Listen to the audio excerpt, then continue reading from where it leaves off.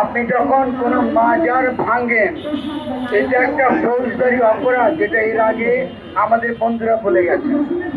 কিন্তু বর্তমান সরকার এই ধরনের অপরাধ দমন করার ক্ষেত্রে কোনো ব্যবস্থা গ্রহণ করেনি।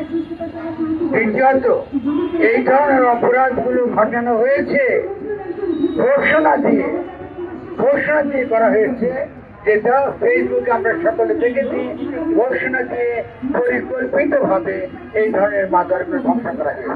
ফলে আমার প্রথম প্রশ্ন হবে, বর্তমান যারা ক্ষমতায় রয়েছেন, যে সকল উপদেষ্টা মন্ডলী রয়েছেন, যারা স্বরাষ্ট্র মন্ত্রণালয়ে রয়েছেন দায়িত্বে, কেন তারা এই ধরনের স্থাপনা ধ্বংস বন্ধ করতে পারলেন না? এটা যদি তারা না করেন, তাহলে আমরা বুঝবো যে আজকে আমরা শেখ হাসিনার যে বক্তব্য শুনছি, আমরা যে সকল তার যে আমরা আসছে, যেটা তিনি দাবি করছেন তিনি এখনো বাংলাদেশের প্রধানমন্ত্রী এবং তিনি দেশের যে কোনো মঞ্চে ঢুকে যেতে পারেন, আমরা তখন ভাববো এই পরিস্থিতি তৈরি করার জন্য আপনারা দায়ী।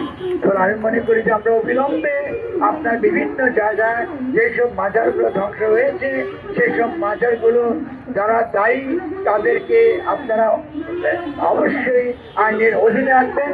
2 নম্বর, এর আগে যখন বিভিন্ন রকম বৌদ্ধ মন্দির ভাঙা হয়েছিল, বিভিন্ন রকম মন্দিরগুলো ভাঙা হয়েছিল বা অন্যান্য সনাতন ধর্মীদের মন্দির ভাঙা হয়েছিল, আপনার রাষ্ট্রের তরফে তাদেরকে টাকা দিয়েছিলেন। বাংলাদেশ রাষ্ট্র মুখে নিজেকে অসাম্প্রদায়িক বলে, কিন্তু একটা সাম্প্রদায়িক চরিত্র আমরা এর আগে দেখেছি।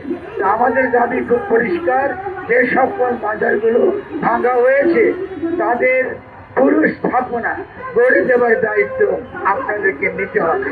যদি আপনারা না নেন, এর দায়িত্ব আপনাদেরকে নিতে হবে একই সঙ্গে, যে কেন আপনারা এটাকে রক্ষা করতে পারবেন না। আমার 2 নম্বর প্রশ্নটা হবে, বাংলাদেশে যারা মাজার ভাঙাকে ইসলামের কাজ বলে মনে করে, তারা যদি ভাবে যে তাদেরকে আল্লাহ দুনিয়া পাঠাইছে ইসলামের উপর তাদের বাপের সম্পত্তি, এক মহিলা এই দেশকে তাদের বাপের সম্পত্তি মনে করেছিল বলে তাকে কিন্তু আমরা এখান থেকে তাড়িয়ে দিয়েছি। আর কেউ যদি মনে করে যে ইসলাম তার বাপের সম্পত্তি, আমি তাদেরকে হুঁশিয়ার করে দিচ্ছি, এটা কারো বাপের সম্পত্তি নয়।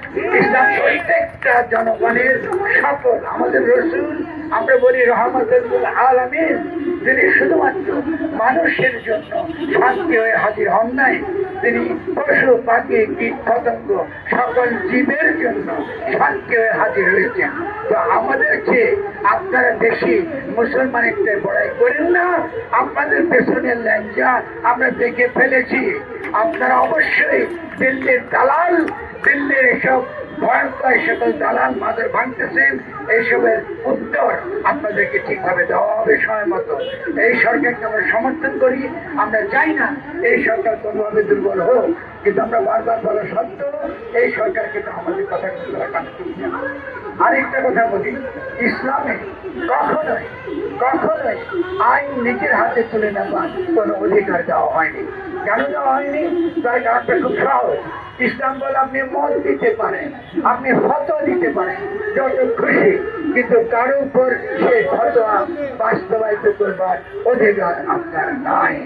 ফলে আপনারা যারা এই মাজার ভাঙছেন, আপনাদের সঙ্গে ইসলামের কোনো সম্পর্ক নাই, এটা আমরা অত্যন্ত পরিষ্কার বুঝতে পারছি।